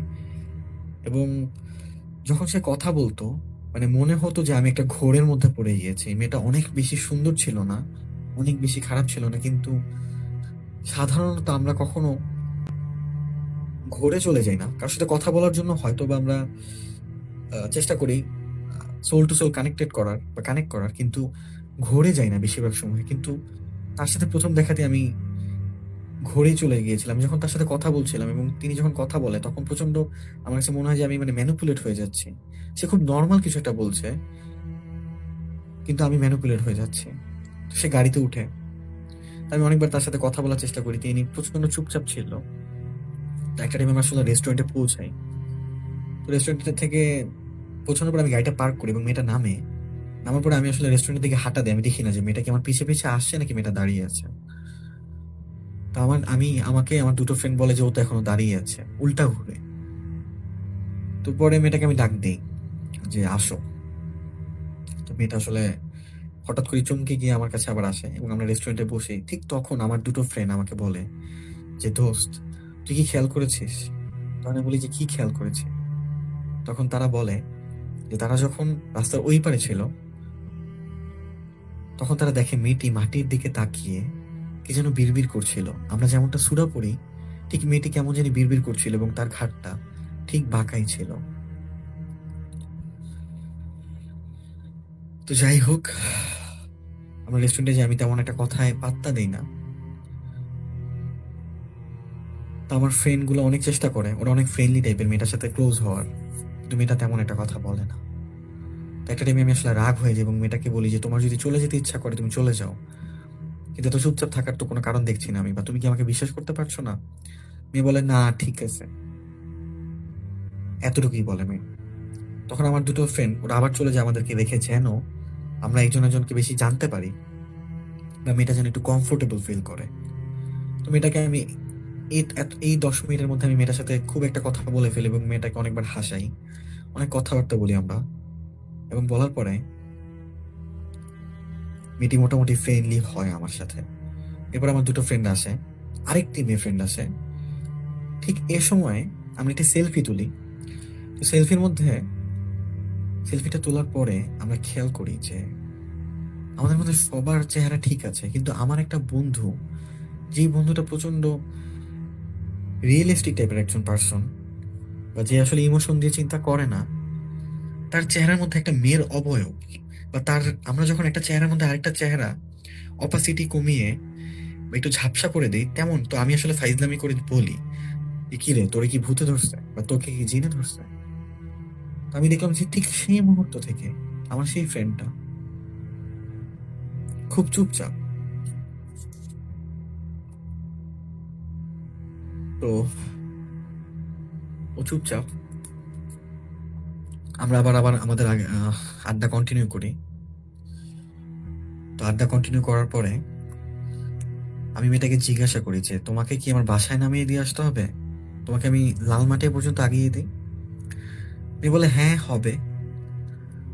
তা আমরা যখন নামতে যাব, আমাদের খাওয়া দাওয়া শেষ, তখন বাজে হচ্ছে রাত 8টার মতো, এবং আমার গাড়িটা আমার বাসার মধ্যে ফেরত দেওয়ার কথা 9টার মধ্যে। কারণ আমার বড় ভাইয়া তিনি বাহিরে যাবে রাতের বেলার জন্য, তিনি আসলে গাড়িটা আগে থেকেই বলে রেখেছিলেন। তো আমি চিন্তা করি যে আমি তো আসলে 1 ঘন্টার মধ্যে লালমাটিয়া তাকে ড্রপ করে আমি আমার ওই দুটো ছেলে ফ্রেন্ড ওরা ধানমন্ডি থেকে, ওদেরকে ড্রপ করে আমি আবার বাসায় চলে আসবো। 1 ঘন্টার কোনো সমস্যা হবে না।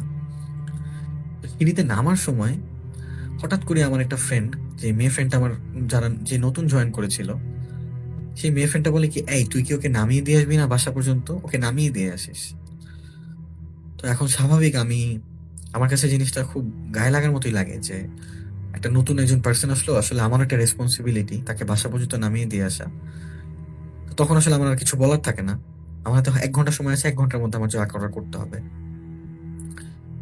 তো আমি বলি আচ্ছা ঠিক আছে, আমি ওকে বাসার মধ্যে নামিয়ে দিয়ে আসবো। তখন আমি তাকে আরেকবার জিজ্ঞেস করি তোমার বাসাটা কোথায়? তখন সে বলে মোহাম্মদপুর।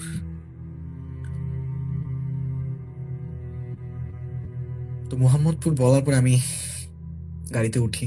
আমি আমার মেয়ে ফ্রেন্ডটাকে, ওর বাসা ধানমন্ডি দিয়েছিল কাছে, আমি ওকে নামিয়ে দিই এবং আমার ছেলে দুটো ফ্রেন্ডকে আমি জিজ্ঞাসা করি যে তোদের কি বাসায় যাওয়ার কোনো প্যারা আছে বা প্রবলেম আছে? তখন তারা বলে যে না কোনো সমস্যা নেই, এবং তারা খুব অদ্ভুত ব্যবহার করছে।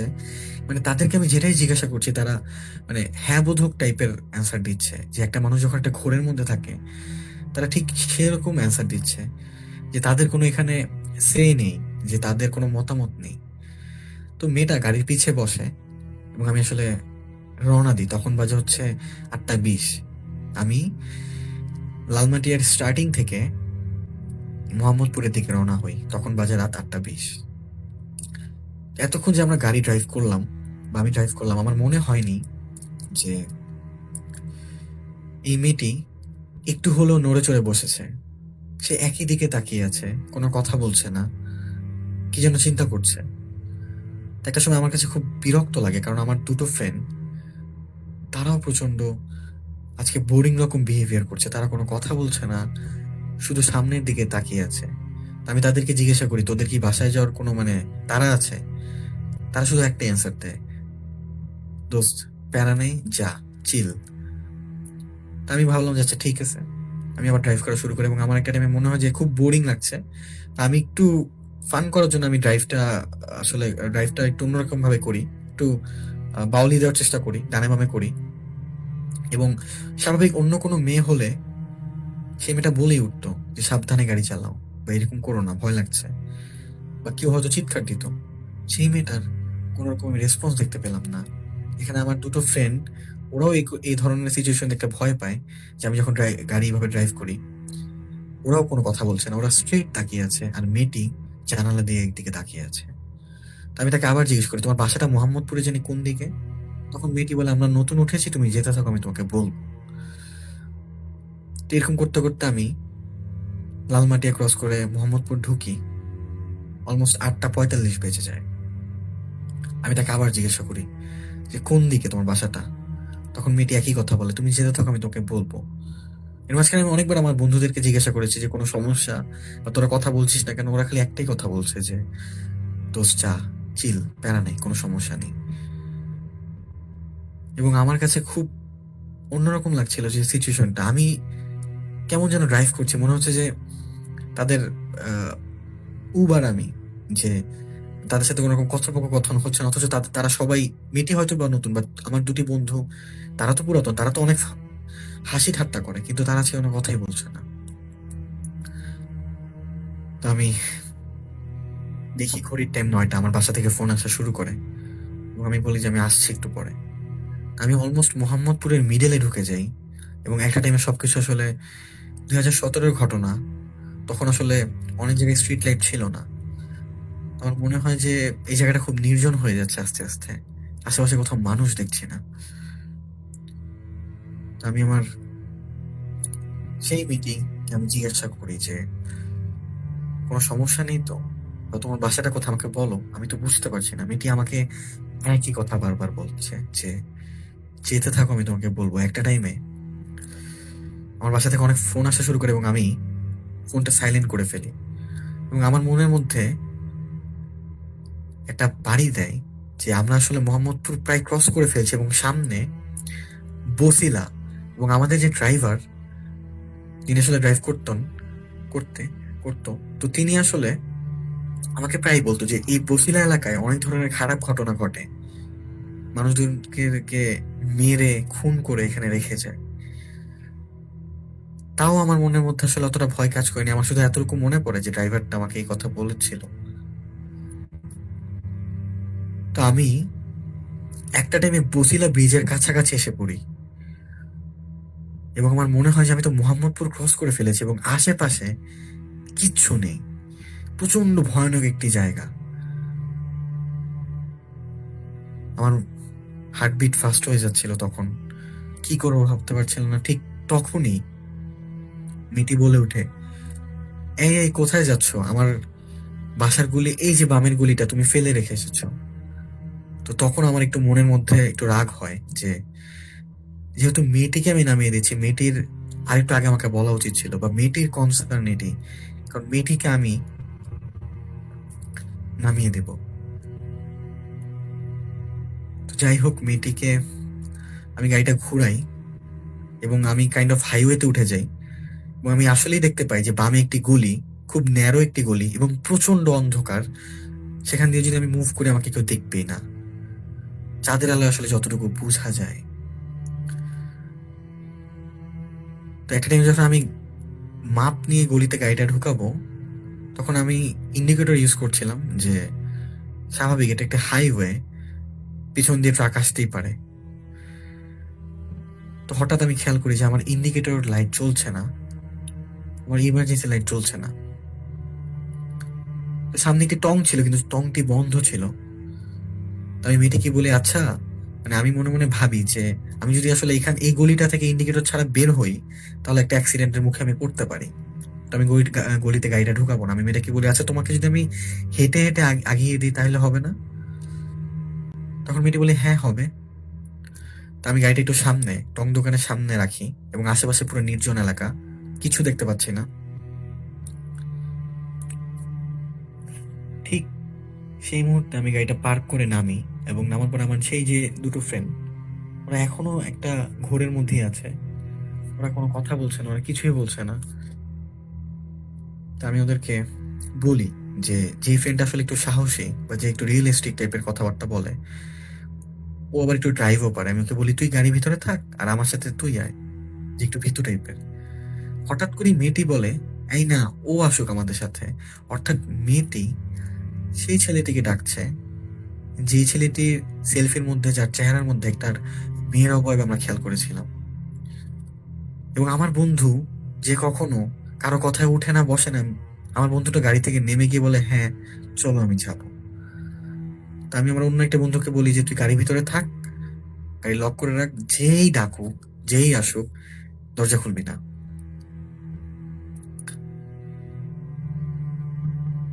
এরপর আমরা এক পা দুপা করে গলিতে ঢুকি।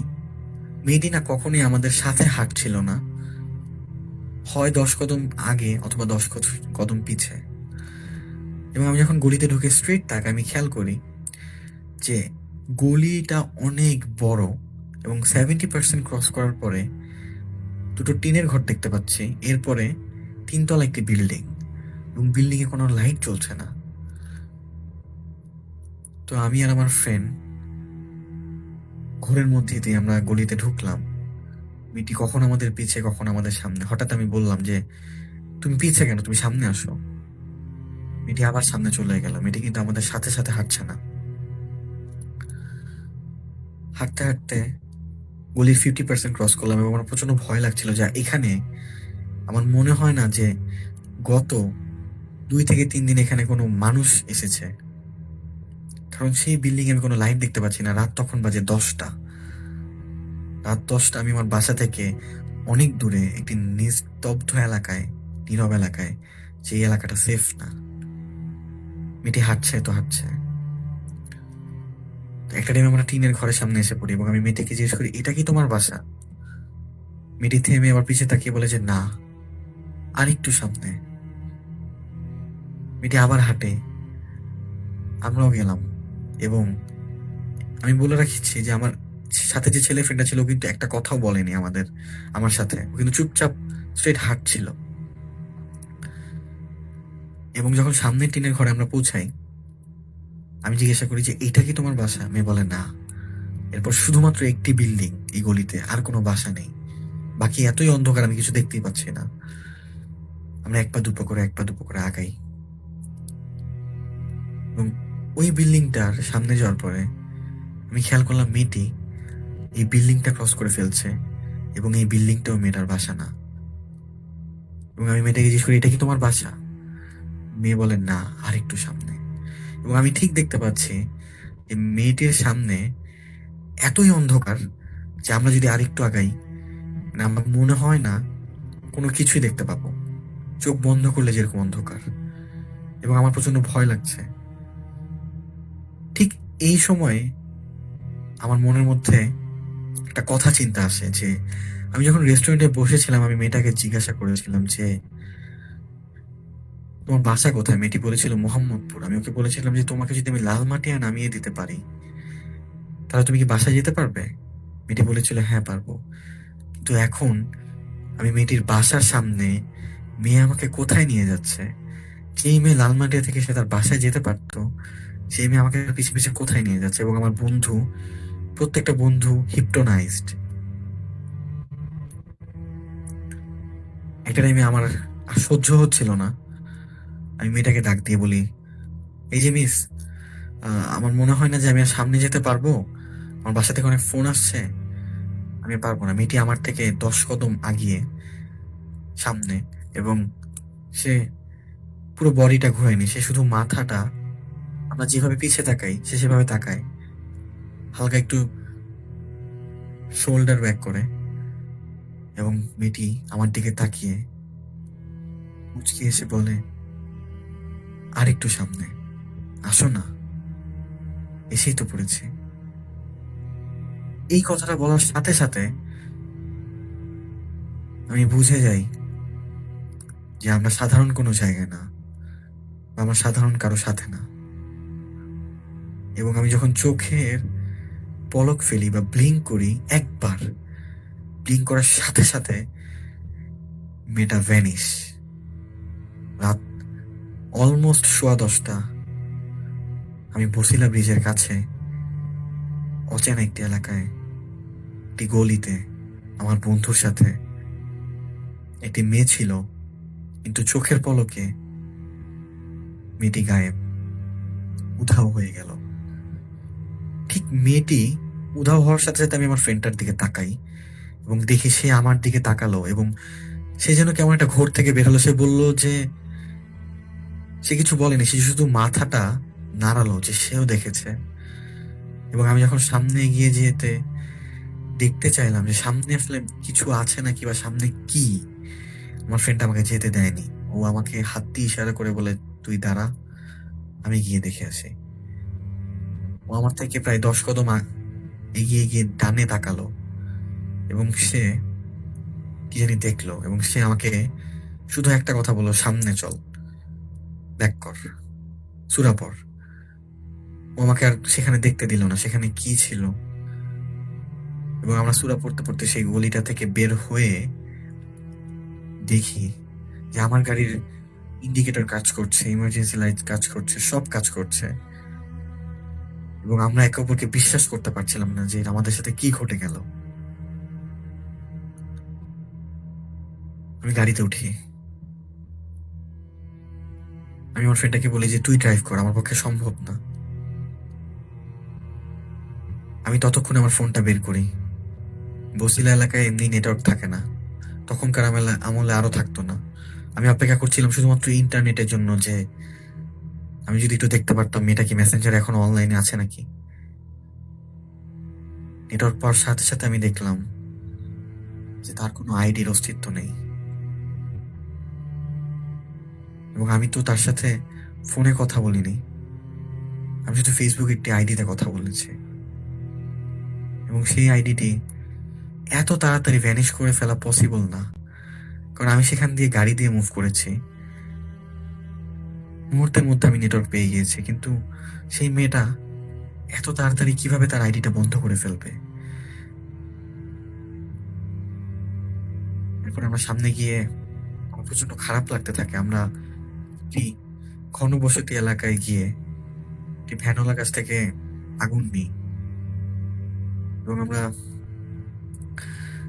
সিগারেট ধরাই। এবং আমি আমার ফ্রেন্ডটাকে বলি যে তুই কি দেখেছিলি। তখন আমার ফ্রেন্ডটা বলে যে আমি যখন সামনে আগাই, ডানে তাকাই, তখন আমি দেখি এত পানি, এ ধরনের জায়গায় এত পানি কিভাবে আসতে পারে, ডোবা পুকুর, আমি কিছুই বুঝে উঠতে পারছিলাম না। তাই আমি তোকেও দেখতে দিতে চাইনি, কারণ জিনিসটা খুবই আনরিয়েলিস্টিক যে একটা মেয়ে মুহূর্তের মধ্যে ভ্যানিশ। মেয়েটা যদি পানিতে ঝাঁপ দিত আমরা আওয়াজ পেতাম, মেয়েটা যদি ডান দিক দিয়ে দৌড় দিত আমরা দেখতে পেতাম, কিন্তু মেয়েটা চোখের পলকে ভ্যানিশ হয়ে গেল। এবং আমি আমার ফ্রেন্ডটাকে বলি যে আমরা গলিতে যখন হাঁটছিলাম তখন মেয়েটি কখনো আমাদের থেকে 10 কদম পিছে, কখনো 10 কদম সামনে হাঁটছিল। তখন আমার ফ্রেন্ডটা বলে যে আমি হয়তো ঘোরের মধ্যে ছিলাম, কিন্তু আমার একটা অভ্যাস আছে, যখন কোনো একটি গলিতে ঢুকে আমি তার আগে আয়াতুল কুরসি পড়ি। আজকে আমি সেটার ব্যতিক্রম করিনি। হয়তো এই কারণে সে আমাদের কোনো ক্ষতি করতে পারেনি। আমরা কোনো রকম বাসায় যাই, বাসায় গিয়ে আমি আমার ভাইকে বলি, আমার ভাই সার্চ করে দেখে যে আমার ফ্রেন্ড যে পুকুরটি দেখেছিল সেটি কোনো পুকুর না, সেটি বাংলাদেশের তুরাগ নদী। এবং আমরা সেই তুরাগ নদীর নিকটে ছিলাম। এরপরে আমি জানতে পারি যে সেইখানে অনেক ধরনের ক্রাইম হয়, অনেক মানুষকে জ্যান্ত মেরে ফেলা হয় এবং মেরে পুঁতে রাখা হয় এবং তাদের আসলে কোনো রকম হদিস পাওয়া যায় না 1 থেকে 2 সপ্তাহ পর্যন্ত। অনেক মার্ডার হয় সেখানে, অনেক রকম ক্রাইম হয়, রেপ হয়।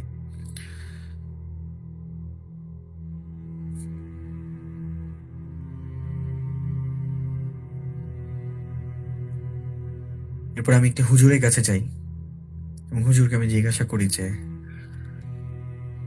এটির ব্যাখ্যা আসলে কি হতে পারে। তখন হুজুরটি বলে যে হয় এই মেয়ের সাথে সেখানে কোনো ক্রাইম করা হয়েছে, সে সেখান থেকে মুক্তি চায়, অথবা এটি কোনো জিন ছিল যারা তোমাদের ক্ষতি করতে চেয়েছিল কিন্তু পারেনি।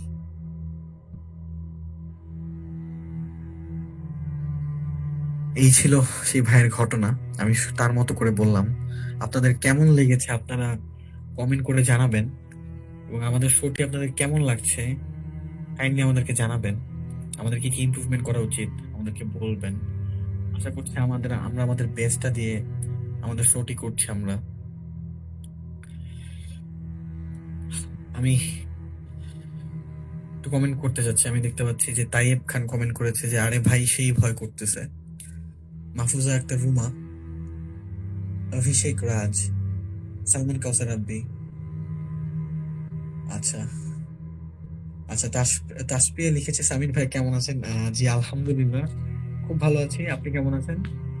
এবং মানিয়া আহমেদ কমেন্ট করেছে, আমি দেখতে পাচ্ছি মানিয়া আহমেদ কমেন্ট করেছে যে এই কাহিনীটা শুনো, কাউকে হয়তো মেনশন দিয়েছে। অনেকেই কমেন্ট করছে, আমার খুব ভালো লাগছে। তাজবেদা আফরিন তাজ লিখেছেন শুনতে পারলাম না।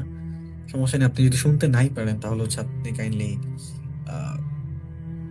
পরে শুনেন, বা মনে করেন যে আমি দেখতে পাচ্ছি আরো কমেন্ট আসছে।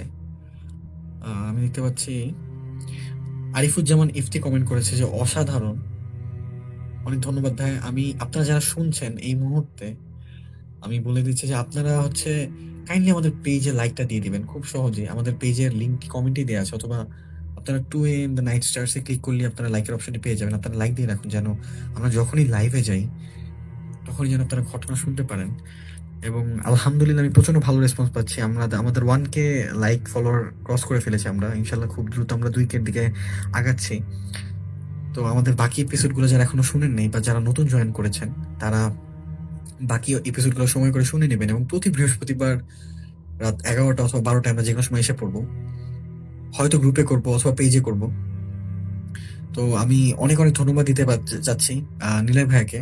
আসলে তিনি না থাকলে আমাদের আপনাদেরকে আসলে এই ঘটনাগুলো পৌঁছানো সম্ভব হতো না, কারণ আমরা বেসিক্যালি হচ্ছে আমাদের পেজের মেম্বারদেরকে আমরা ঘটনা শুনি। বাট আজকে হচ্ছে আমরা গ্রুপে আসলাম এবং আমাদের প্রচন্ড ভালো লাগছে আপনাদের রেসপন্স দেখে, খুবই আমরা মানে ভালো লাগলো।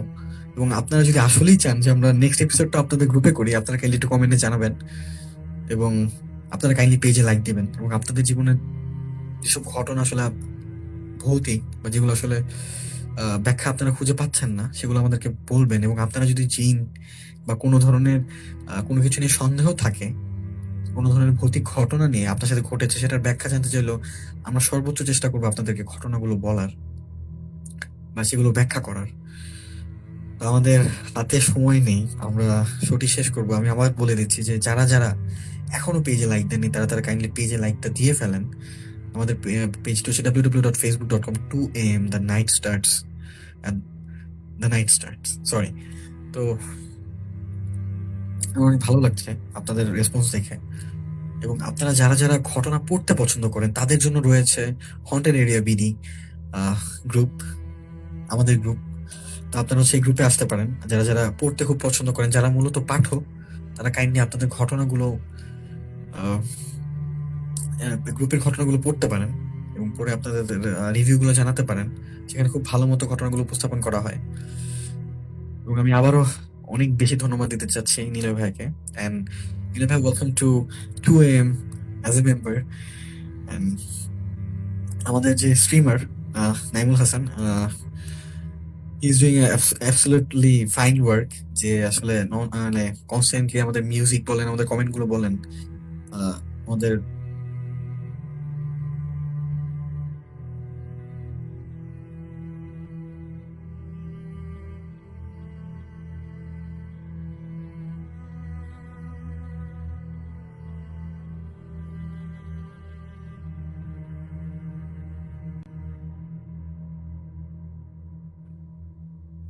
জি, আহ, দুঃখিত, আসলে একটু সমস্যা হয়েছিল। তো আমি যেটা বলছিলাম যে আমাদের স্ট্রিমার নাইমুল হাসান, ও ও আছে আমাদের হচ্ছে মিউজিক বলেন বা আমাদের স্ট্রিম বলেন, আমাদের কমেন্ট বলেন, আমাদের পেজ বলেন, সবকিছু দায়িত্ব আছে। ওই সর্বোচ্চ চেষ্টা করছে ওর মতো করে বেস্ট দেওয়ার। তো আপনারা যারা যারা ঘটনা বলতে চান, কাইন্ডলি আমাদের পেজে নক দেন। আপনারা হচ্ছে ডিরেক্ট নাইমুলের সাথে যোগাযোগ করতে পারেন। ওর আইডি আছে, এছাড়া হচ্ছে পেজে নক দিলে ওকে পেয়ে যাবেন। এবং আপনারা যারা যারা ঘটনাগুলো শুনে ভয় পেয়েছেন, কাইন্ডলি কমেন্ট করে জানাবেন, রিভিউ দিবেন।